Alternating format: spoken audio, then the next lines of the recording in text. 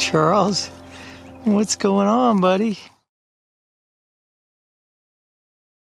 Hello, I'm Gerry Savage, and welcome to The Savage Edge. When I started this podcast, I had a little trepidation about naming my podcast The Savage Edge, because I didn't want to make this all about me, and it's not about me. It's about you. But what I mean about the Savage Edge is a never quit mentality. So many of you out there have a never quit mentality. So what are we going to make this podcast about? This podcast is for you. My experiences in sales and sales leadership. I started, just to give you a little bit of background, I was a headstrong kid. Started working when I was 15 years old. Never did that great in school. I was always looking at different things to do. I got by, did okay. Actually got my pilot's license when I was 19. I started flying airplanes when I was 16 years old. And I wanted to be a pilot.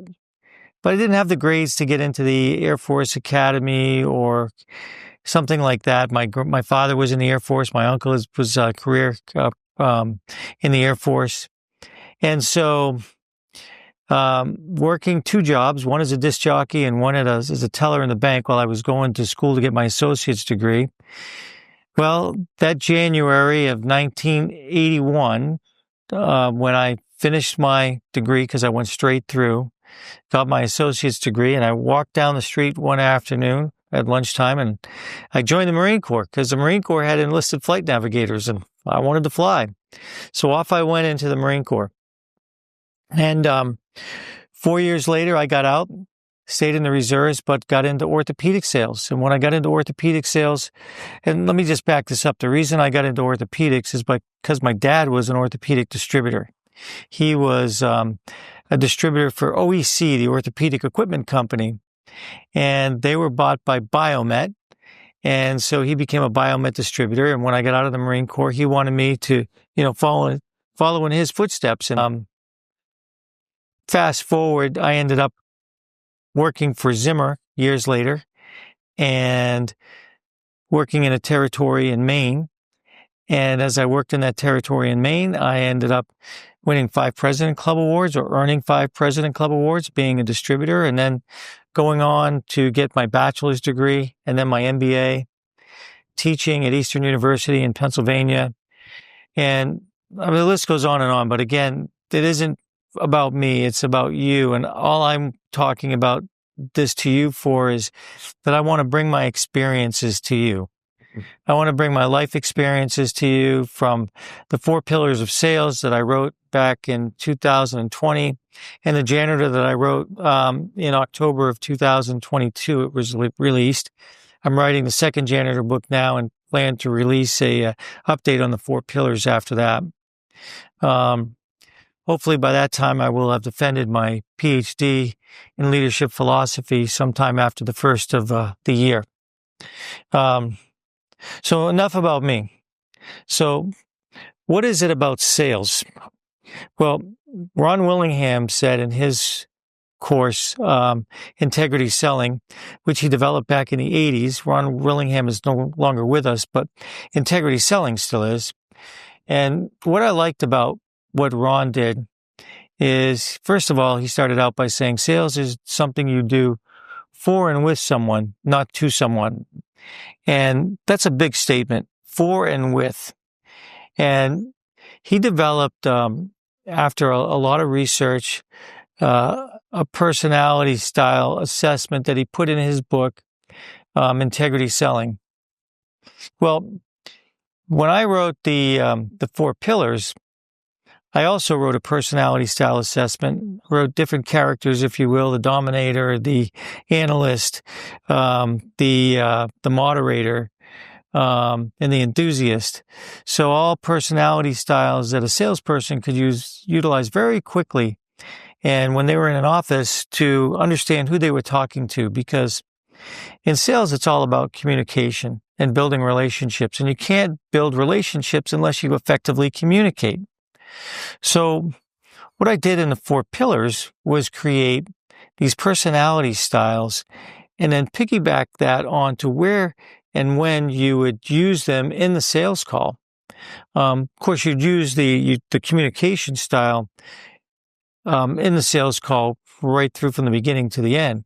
But it's how you utilized the tools that you have with you in order to help someone make the right purchase that makes a difference. So, in other words, if I'm a dominator and I'm a very fast-paced person, and I walk into an office who happens to be a moderator who's very low-key, I like you, you like me, doesn't make any waves, and you just go through that sales call in a very dominant style, which we review in the book, that person's going to go, oh, I like it, okay, and give you yes answers, and you're going to think you have the best sales call in the world.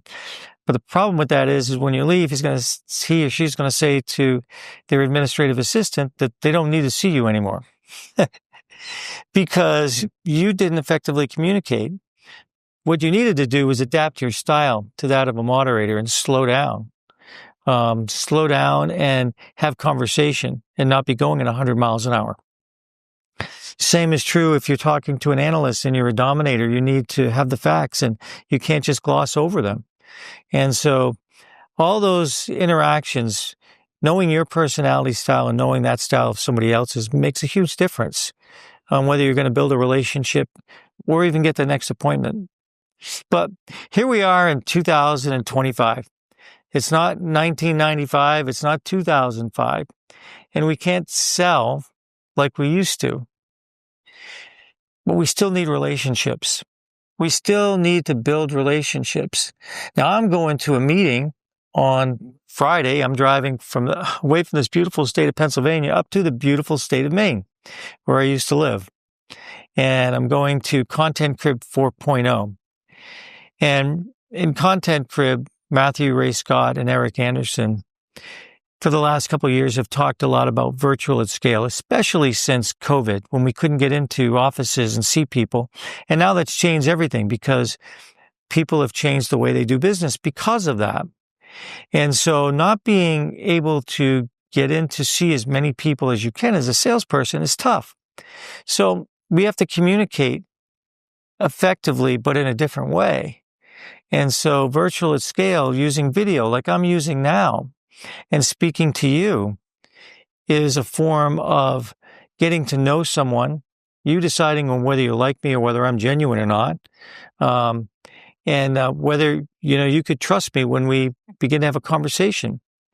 And so what I have found about virtual at scale is that by sending an email or sending something virtual, Zoom, seeing somebody, and actually seeing their gestures and how they talk and being able to, for most part, look into their eyes almost. When you meet that person, it's almost like you know them.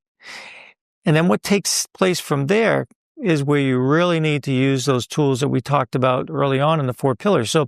So nothing is obsolete there. It's just about how we have to communicate now and how we use those tools in order to effectively build relationships. So that's what we're going to talk about at the beginning. I'm going to bring some guests on, some successful salespeople, surprise guests later on as we get through some of these episodes. But one of the things that I wanted you to take away today is that sales is all about building relationships. And in order to build relationships, you have to, I say have to, and I really wholeheartedly mean this, you need to be able to be present enough to see how that person is communicating, look at their gestures. Now, we've got 2 horses out in the field with 2 different personalities. And the one reason that I like to work with horses in leadership is because they reflect back to you exactly what's going on with you. And in our leadership, our work with horses in our work with horses in leadership, when someone's leading a horse and they're leading with intent, in other words, they have something on their mind that they want to complete or an issue that they want to resolve, and they're going through the steps in their mind, that horse is giving them feedback to whether they're focused or not. So when you're meeting somebody for the first time, like a lot of people meet our horses for the first time, what happens is that they, by the horse reflecting back to that person, they can tell whether that person is focused or not. And that person, if they're not focused, the horse might stop and eat grass or not go with them, or it might be a scenario where they have some difficulty going around a little course. And people can see that feedback from afar. A third party can actually see what's going on. And we like to give people news flashes or news headlines when they get back to the in-gate where the course was on their course, and say, what did you see? And I remember when I first went through that course, I thought, oh, here I am an equestrian. I'll go through here. And the horse just stopped and started eating grass. And I'm like, wait a minute, I'm an equestrian. I know how to do this. So eventually I improvised and walked in a circle, and the horse went around with me. And we had 4 people up there, and one person, and she said, okay, the facilitator said, what did you see? One lady said, well, I saw creativity. And, one other person said, I think, like determination. But then the other person said, well, I saw vision without action. I'm like, oh my God, that hit right here. Because I was thinking about starting businesses. I was thinking about doing so many things. I wasn't focused. I had vision, but I wasn't taking action on any of them. So vision without action. Now, guess what? That was 5 years ago that happened. So now, what does that tell me that I can relate to you that might help a little bit here? Horses, although that was a metaphor, right? Our work with horses I don't call them 1,200-pound metaphors in jest. I say that when you were at an event that you remember that really hit home with you, and whether it was a tragedy, whether it was a sporting event, whether it was something you accomplished, you remember that event and what you were doing. So vision without action, when I was leading that horse around, his name was Charlie Blue Eyes, he's no longer with us, I still remember that. And I remember it vividly. So vision without action, to me, is, when you set out to accomplish something and you do it with intent, and you've got vision, then you have to take action. So people that leave our courses take those things away and they never forget them. So what we're going to do in this course and what we're going to do in this podcast is talk a lot about sales, talk about building relationships, talk a lot about people. I want to hear from you. I want to know what's working for you, what's not working for you, because the world is changing. And I have experience. You have experience. I don't have all the answers. No one has all the answers. There's nobody out there on LinkedIn or wherever that is going to have all the answers for you, because an issue is going to come up and, you may think, okay, I've got the answer, and you don't. And then some expert's going to come in and convince you that, they have the best sales tools and they have, the best coaching business. Everybody's different. Remember this. We all have something to offer. God put us here. We're all different, but we're all the same, right? We all have something to offer. So I hope you'll join me on the coming episodes.